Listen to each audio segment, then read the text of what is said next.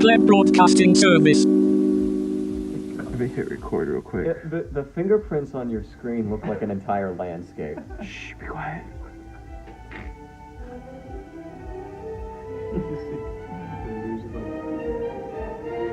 Well, you're not going to want to use this audio. Shh. It's starting.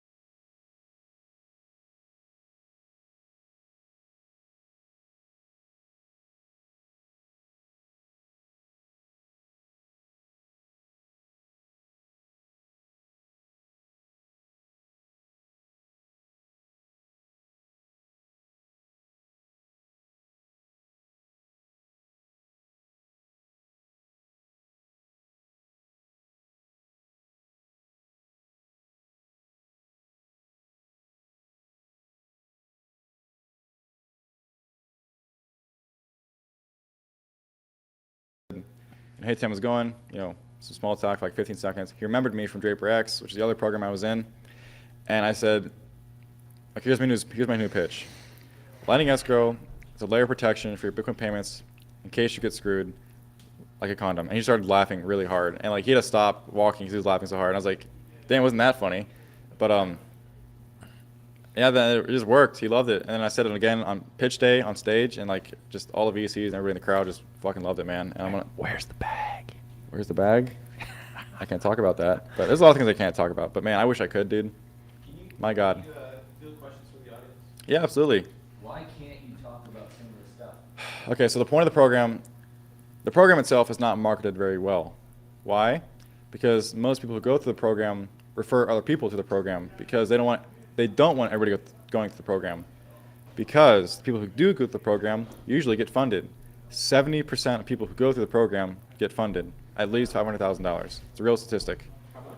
500,000, at least. Of course it's fiat. What else? 500,000 Bitcoins. No, yeah, all of them. All Bitcoin.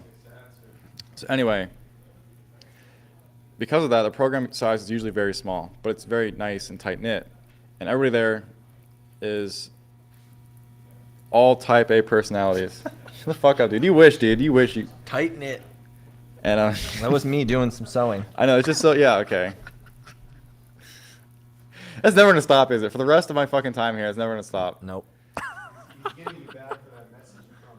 Oh, it's still there. Kyle's a bald motherfucker. Belled. I think Belled. that says belled. Kyle is a Belled belled. motherfucker. I see it now.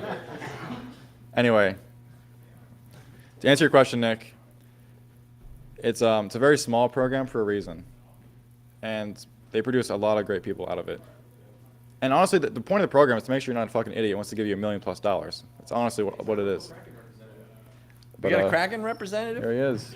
Hey! I You needed guys are to talk to him slinging about Kraken things PBS now? anyways. Good timing. What's up? Anyway, nothing. Any more questions? Because I have no idea what to tell. There's so much to tell. It's like putting it all out at once is Well, just really are we still hard. fielding questions? Was that the only question from the audience? All right, and then I'm out. No more? Great. See ya. Car, you coming back up? All right. The new people? Are the new people... Jesus. Have we ever had a first timer? Yes, we actually have. What are you guys' names? Where'd you come from? I think I've seen you somewhere before. Your face looks familiar. You not so much. My name's Jack. Jack? All right. The Jacks are growing in number 2 apparently. This guy back here, I don't think I right. What? Ted. I thought you said Jack. I was like, what are the fucking odds? Ted, Jack, Chris, Jim. You got some J's, some T's. Is that it? Is that everybody new? Where are you guys coming from? You guys local? You grew up in New York? You just moved to Austin. Sweet. In October. What month are we in? It's December, yeah. Enjoying it? You a Bitcoiner? How'd you find us?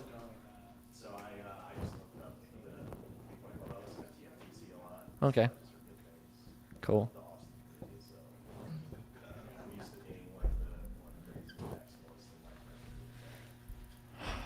Good luck being the most crazy maximalist in Austin, man. That's a tall order.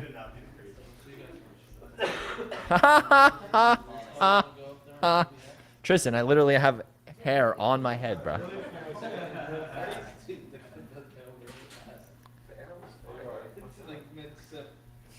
Maybe you and Nick can talk about El Salvador. Yeah, that's a good idea, Nick. You want to talk about El Salvador? Sure. Let's do this. What about the rest of you guys, though? Are you also new? You've been here for a while? You're new? I'm just traveling, so I live here. The Bitcoiner community is absolutely It's okay.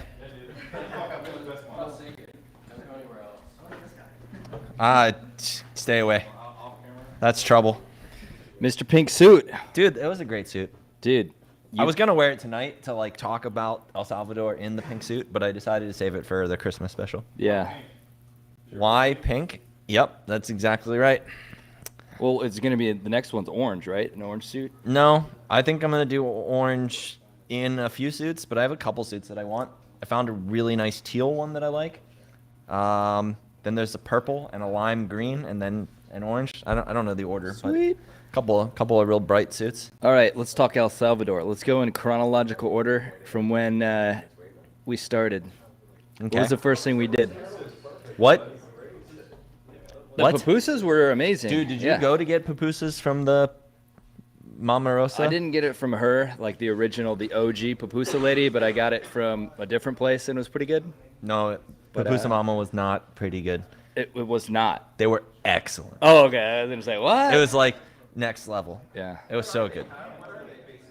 What are pupusas? What is a pupusa? Like it's like a little round pocket of bread, like fried on a grill. I mean, they come with different things, but the ones that I liked the most were just like refried beans, jalapenos, and cheese. And then it gets served with like almost like a kimchi, kind of like like a pickled relish, and then like some hot sauce. Dude, so good. And I went up the first time. Super was with us, and his Spanish was like a little bit off, and he couldn't fully understand what she said they had for ingredients. So I basically just like said, just give me kind of one of everything. And I got 3 of them in a bottle of Coke, and then the cost for 3 of them in a bottle of Coke was like $2. So I was like, 3 more, please. And then I went back like an hour later with Gustavo and some of the Bull Bitcoin team, the Verify team, and they fully speak Spanish. So like they actually found out the whole menu list of items, and I was like, okay, I want beans, cheese, and jalapenos, and I ordered 4 more of those. I think all in all, I ended up eating like 10 pupusas and like 2 bottles of Coke, and it cost me like $6. Paid for in Food is cheap. Bitcoin. It was great. Ubers are cheap too. It was like Dude, $2 Ubers to get across the city from my Airbnb to the conference center, $1.83. $1.83, dude. It's cheap. And the Uber drivers take tips in Bitcoin too. So a lot of the Uber drivers have the Chivo app. No, yeah, food was cheap. Like everything was pretty cheap. Sam still there. owes me money, but otherwise, yeah, it was pretty. Your Airbnb you had was dirt ass cheap, right? Did you pay me? When? Did you? I don't think you did. I think we talked about it and then never did it. What wallet were you using in El Salvador? Was your main wallet your Moon wallet or? Yeah, I was the most using. part, yeah. I was using our wallet. the I will Bitcoin say, Beach wallet. outside of like El Zonte and like a handful of like places like kind of directly involved with like the conference, the broader ecosystem still needs a lot of room for improvement with like education and use case. Me and Francisco spent 50 minutes trying to get 2 payments made to 2 vendors at like a crafts market where I got Tara her blanket and like What El was their Salvadorian mug. wallet? Were they using? They Chivo? were using Chivo. Yeah. Chivo's awful. Well, the thing dude. about Chivo It's is- so bad. The UI UX is awful. Well, Chivo defaults to U.S. dollars, kind of like a Venmo, PayPal thing, and it takes like 5 clicks to get to a lightning screen. The UI is just bad. It's really bad. Chivo was basically a I company don't that know. outsourced it to another Maybe. company that outsourced it to That another wouldn't company. surprise me. It was a subcontract that went wrong. So the people who originally built it, I don't know if I think it's public, Alpha Point. I think everyone knows it was Alpha Point. They literally built Chivo, and then fucking when it was done, they were done. Like, and then someone else had to launch it. So there was a lot of code that they wrote that they didn't support. So it wasn't like a team of startup engineers taking it to production. It was a subcontract. So that's the biggest issue with Chivo is the people who built it don't support it. So Yeah, no one wants to deal with a government like watched censorship wallet. So yeah, it really needs to not be super privatized. shocking. Like Bukele should say, hey, it should be a company separate from the government called Chivo, and then they should hire their own internal tech team. Give them. No, yeah, you can. Yeah. You can use any wallet you Yeah, any want wallet. to for the most part, like any kind of globalized. A lot of people This use. is the thing, is like most of the Yeah. people that I ran into don't use anything. The experience with Chivo, which is what they were introduced to They got as the tool $30 for Bitcoin. to use Chivo. But I met people that literally didn't even download Chivo to get the free $30. So like the UI, UX, and the user experience and like the education that was pushed forth, it was non-existent. It was basically like, hey, Bitcoin's a thing in our country now. They like talked about it briefly with like your option to like download the wallet and Well, get that's your like $30. telling your mom to use Venmo. Your mom is probably not going to use Venmo, right? It's the same thing. Like even here, if they were to say, "Hey, Lightning Wallet, here's $30," your mom's not going to download it. Your mom is advanced. My mom also uses Venmo. Your mom- It was just a tough. From what I noticed, like the overwhelming majority of people do not use it. They don't really interact with it on a daily basis. They all kind of know about it and are willing to kind of like work with you if you really want to like push to get it done. Well, so basically, Dollars. so when Bitcoin was introduced, It's either, I mean, if you're like at a local like vendor shop, like the crafts place that I went to, yeah, it was like it was all cash there because they don't do any kind of like there was no card payment infrastructure.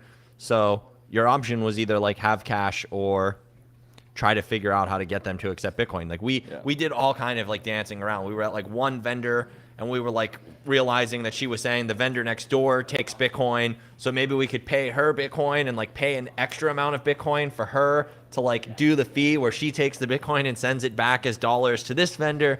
but if you're in a Bitcoin city like El Zonte, everyone takes it. Yeah, El Zonte was great. San Salvador, like a lot of the Uber, like I would say all the Uber drivers who are like driving in the nice neighborhoods know how to accept it. But it's, you got to remember Bitcoin when they made the Bitcoin law, it was like 70K and then it dropped to 15K, right? So that's a big drop, and the dollar obviously dropped with inflation, but it didn't drop that much. I mean, let's also just like remember in hindsight that like you're talking about a country that decided to make Bitcoin legal tender, like very, very, very, very recently in like terms of like trying to onboard a whole country.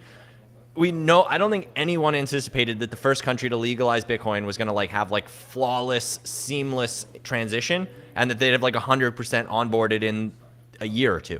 Like, it's not how it's going to work. But what I will say, is that it does seem as if Bitcoin has a strong influence on a small country, which is pretty freaking impressive.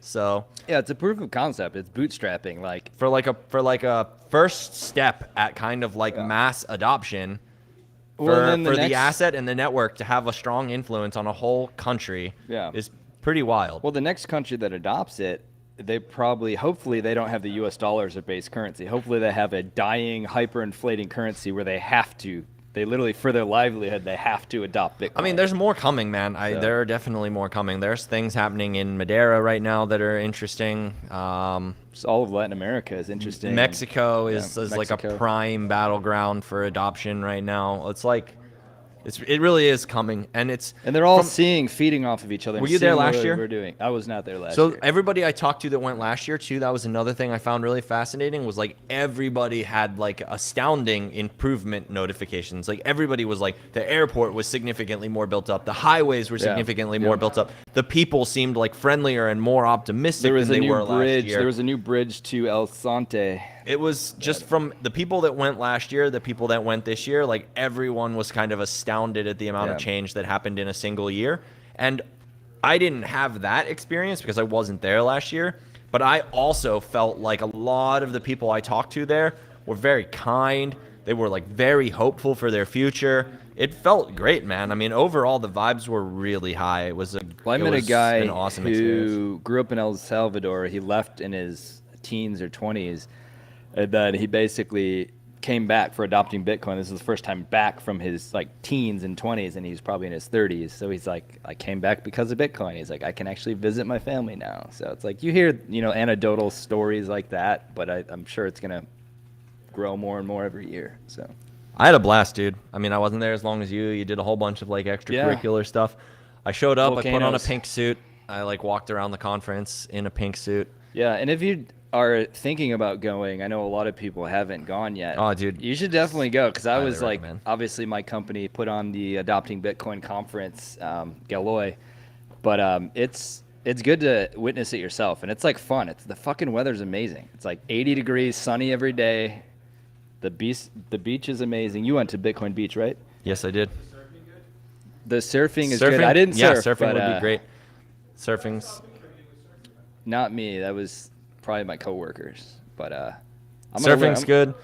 We're definitely going back next year. Like I I've kind of decided next year my like hard cap for conferences is going to be 4. El Salvador is going to be one of them. TabConf will be one of them. We're going to host one at some point. That'll be one of them. That leaves room for Miami. one more, and I don't Miami? I don't know. Miami's not a hard sell for me at this point. It's a maybe. I don't know. Boycott Miami. I'm not like honestly at this point like even Is Miami turning into a shitcoin conference? Well, they were, Stacks had like their whole conference in Miami too. They were like trying to pretend like they were part of the Bitcoin like they literally didn't use the word Stacks. They just used like Bitcoin in their conference title. Yeah. Like, Fuck stacks. Yeah, no, I honestly at this point I don't know that like if I only have one place left to go for a conference, it's like people are gonna kind of fight over my attention and like the value proposition and like Miami.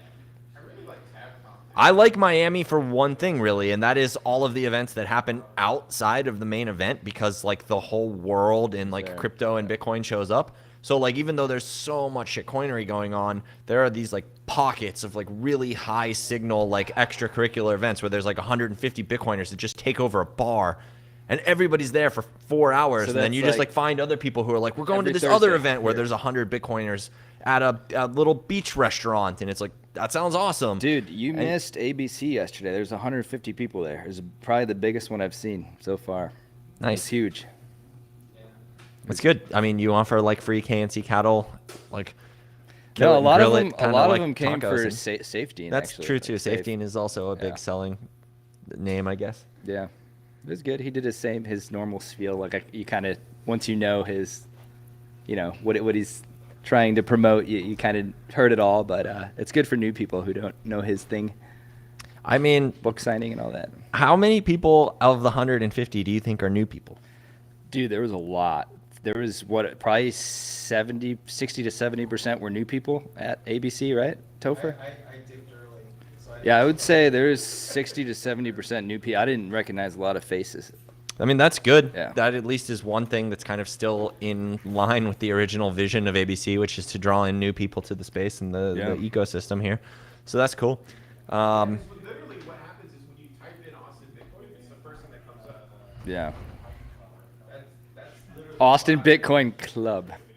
type Austin, type Bitcoin in Google, it's the first thing that comes up. You need to work on your analytics for Pleb Do you want to Lab. share the secret with the room, Ben? Who's got a secret? Ben's got a secret? I don't know. He's back there giggling. You want to tell the class about your... The Mutiny Boys are over there passing notes Yeah. in class. Stacker News, you were awfully loud back there this evening. You want to come tell us what you were yelling about? Talk over your yell talking. I'm Kyle. I don't talk like that. But you do. It's hard to co-host with you because I just sit back and let you. Does he talk a lot at home? Is he the talker? Yeah. No, I'm quiet at home. It's the one place I turn it off. Did you go out that one night when me and Alex went out like in San Salvador? Did No, you end up? I was in going bed by anywhere? like 9 Oh. o'clock. There's not a lot of nightlife in San Salvador, to be honest. Like I think that's the lacking thing is the nightlife. There's like a bunch of rooftop bars that play music real loud, but there's no one there. Yeah, I walked past a exactly, couple yeah. of them on my way back to the Airbnb, and they've got like these whole like outdoor patios with like chairs and lights and music playing real loud. And there's like one But it couple was- sitting at a table by themselves, like Yeah. having a beer. It was a Wednesday night though, so maybe that's why Wednesday and Thursday night probably isn't as busy. Yeah, I mean, It's not like Austin, but no, I'm that probably just used to 6th Street walking by like it's so normal to have it that be night that everybody ended up chaos. going out, I thought about it, and I got back to the room, and then it was just like, no. Oh, the I'm bit good. refill party was all right, but the like El Salvador people are calm, laid back, and chill. So if you order a drink, you might get it, you might not get it. It might take 20 minutes. It might take, but they might just forget about your order. So the service is a little bit more chill, which is fine. I like that about most places. The first time I ever discovered that was in Eastern Europe, where I was sitting at a bar in, it was like a restaurant in hungry. Yeah. And I just like sat down and no one came Yeah. to the table. I was like there by myself, but I just like sat down and I was like sitting there for like a good solid couple of minutes. Yeah. No one showed up. No drink. No, like, asked me nothing. I just, like, eventually was like, You're what like, is happening? you gotta raise your hand. I raised my hand to flag somebody, and he came right over. Okay. I ordered my food, So it might ordered be a my drink. cultural thing. You need to ask for service. Like, It was pretty normal after, like, a year of traveling. I got used to the idea that, like, unlike in America, most of these places don't pay their workers, like, $2 an hour, and then they get paid in tips. They don't get yeah. any tips. They just get paid a living wage. So they- they don't care so there's no how long incentive you to serve stay. you. Okay. They don't care if you liked the service. You could walk in, sit down, eat your meal, get a coffee, drink your coffee, and then you could sit there for 4 hours having a chat with your friends. And they're not incentivized to kick you out of the table at all for any reason because they're getting a paycheck at the same exact rate whether you leave or go.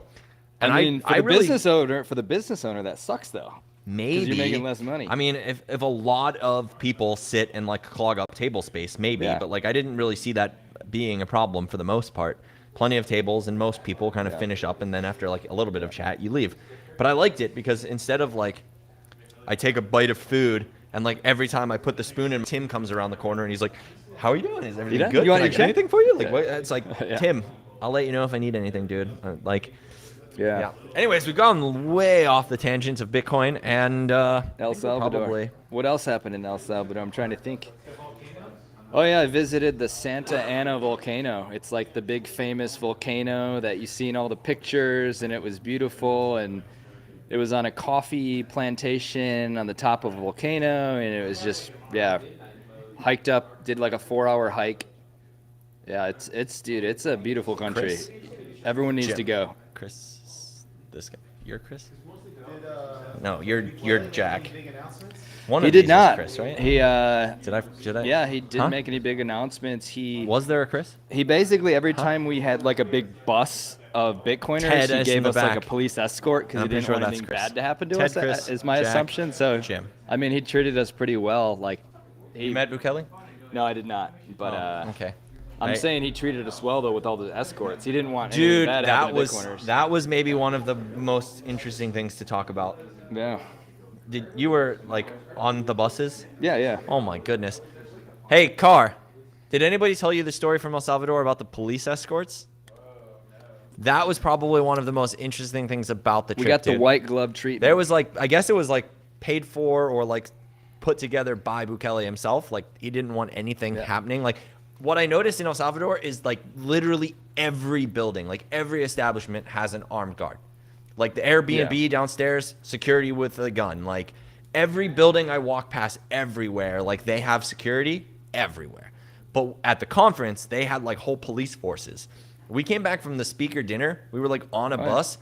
There was like several motorcycle bikes that were like going to the front and then like slowing down and like coming around the back. They were like, as we were like pulling into traffic circles, they would like pull into the traffic circle and like block Well, think people about from coming think in about off the news. highway. Group of Bitcoiners bus blows up. No, like that Bukele does not want that on national news. So he just made sure we're dude, safe. it's kind of crazy because to me, that seems like, as somebody who knows a lot about security forces and like the Seems way like that you're a target at that point. it stands out so much more than just a bus driving down the street. Yeah. I don't know. But I mean, it was interesting to see But because we had like full on like. Yeah, you don't want anything bad to happen. They're just being extra cautious. But like me and Dusty and you, we drove off in just a normal rent-a-car, and it felt safe. There was no gangs. I saw no homeless people. I saw like shanties. That's like an American problem only. Yeah, like I honestly, I've never been anywhere on planet Earth where I More saw homeless like people homeless, literally where I saw homeless people. When I was in Shanghai, like there was one person in the city of Shanghai where when I walked past, I was like, man, maybe that guy's homeless. But I had to like, I had to like. I think a lot of the people. No, dude, they just at least the one place that I actually had a conversation about it was in Croatia, where the guy who owned the hostel was saying, he's like, we have like maybe like 4 or 5 people who have that problem here. And it's like mostly like gambling addictions and like alcohol I don't think problems. drugs is a big problem. And we down there, just like literally like the community gets them off the street because it's not a good look. So like somebody who owns a hotel will like put them in a hotel room or like whatever. They just solve the problem. It's like we don't have that problem. Or they And have like literally nowhere else on earth has a homeless problem, with the exception of America. Well, some of the more like, I At guess least not that I've seen anywhere. some of the on more authentic neighborhoods we kind of drove our car around in El Salvador. I don't think their building codes are so much as here. So you can build you can just go to a piece of land, build a shanty, and then sell coconuts. So that could be a living. Like their weather's really nice down there, so they're not worried about. Oh, so there's ways, there's a means to make money over there. Yeah. Dude, the amount of people selling coconuts out from the airport. Did you see that when you left the airport? Yeah. It's just like there was every literally 50 feet. hundreds of people selling coconuts. There was like 100 coconut stands for all the tourists. I mean, that's a strange There was a way lot to of phrase the Bitcoin question. What's advertisements really interesting is, I at think, the at least for airport. me, the most interesting thing I saw was that when you get to like customs and immigration, it's like on the window where they're like checking you in. It's like, we accept Chivo, Bitcoin, Yeah. credit card, and dollars. And I was like, well, that's like really cool to see. Like legitimately at the airport, at customs, it's like the first Did two you things: buy- Chivo, Bitcoin. Did you buy your tourist visa with? No, I actually with paid in Bitcoin? fiat. Wait, did y'all bring any like hardware wallets with you, like open times? They pull you all open, like No. you went through stuff? No, I've traveled with like a cold card before and stuff. Like, Mine were hidden in cavities they didn't know about. yeah. They just look like USB sticks. Like there's nothing. No, what I'm saying, like when they were checking your luggage, or they didn't like say anything. They don't check your luggage really. But yeah, no. The machine, it's all automated. They're not going through the I will security say, is pretty relaxed. I in will El say, Salvador. I mean, honestly, on my way out, the security was strange, man. I got to the airport double and I security? Yeah, I went through security, and Well, then I you got went to the a American security. I got a second. bottle of water, Yep. and then I went to my gate, and there was another security to get to the gate, and they took the bottle of water that I got inside the airport after I got through security, and I was like, what are you The second talking level about? was the first level with El Salvador security, which is relaxed. The second level was U.S. security. Yeah. I talked to actually Chris Hunter, and he was like, yeah, he's like, they're really, really strict down here. He's like, there's no messing around with the policies. He's like, you try and fight back, and it's just like straight to jail. You just straight to jail. And I was just like, they threw away my toothpaste. They stole my bottle of water that I got inside the airport after security. It was ridiculous. Threw away your toothpaste? They threw away my toothpaste. Was it over 3 ounces? Yeah, it was. Well, it was toothpaste that made it through American Dude, security. Dude, you can't travel with more than 3 ounces of fluid, man. You should know this. I thought it was 4.3, not 3.4. No, 3 ounces. Everyone knows that. You're a world traveler. You don't know that? Huh, I don't remember. It's been a while. You got to go to the travel aisle to buy your toothpaste. Yeah, you just got to put it into a special container that the people at the TSA don't care about. That'd be a funny headline. I hate- Kyle gets arrested because I he didn't hate- want to give up his 4 ounces of toothpaste. I hate travel through the airports, airplanes. All those companies got bought out, like Tom's got bought out, like Tochi got bought out, like all these companies got bought out by these big, all of the. You see that list on Twitter? No. No. They all got bought out, dude. Like all the stuff that we were using for non-fluoride stuff just got bought out. Yeah, it's owned by like Coca-Cola and Procter and Gamble, and yeah. Fiat. Ayurvedic. Ayurvedic. It's like kosher, but for is that the thing that fixes COVID? Yeah. I think that's probably. What do we got? We got any time left, or we were pretty much done? We're basically done. there. Voltage ad, right? Yeah. Jim, you want to come give us our voltage ad? Voltage. Come tell us about why you love voltage, Jim. Well, I actually saw a really interesting talk at Adopting Bitcoin that Bob the Coder gave about their new product Surge, which they're basically collecting all this analytics about your node to help you run it better, to help, I think, in the future manage liquidity better. So I think it's going to be a free feature to start, but I think it'll eventually be like a premium feature. But yeah, they're building new features into Voltage, so it's cool to see. You know what I heard about voltage while I was in El Salvador? I heard several people complain that this guy back here, Mr. Paul Miller, Mr. wasn't there Paul. for his presentation. He Oh, didn't, yeah. He didn't bother to call the conference and be like, "Hey guys, I'm not coming because my Well, you had, passport's expired." I think Bob the Coder filled in for you, right, Paul? I don't know. I think he did his own separate presentation. Yeah. Well, you want to know he wasn't there. I wasn't there. I heard. Well, yeah. I was wanted to see your talk too. Voltage, they'll never let you down, but their employees might. Voltage Surge. We were talking about at our team how they name stuff really clever, like voltage. Everything's like energy related, like surge. So it's cool they have like a themed naming situation for their products. So PBS, Stacker News Live, ABC, Austin Bitcoin Club. it's all about the branding. S- The technology doesn't matter. Oh, It's the brand. hey, Car, can we talk about real quick? Can we do a little SXSW? Too early?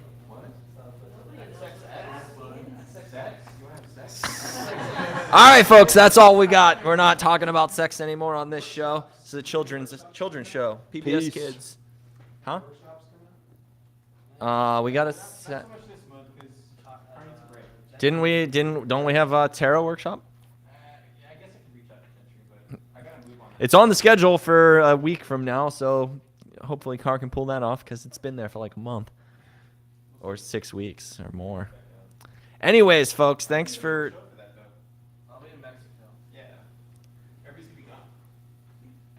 Anyways, folks, thanks for coming to another Friday episode of PBS on Saturday, like Car said.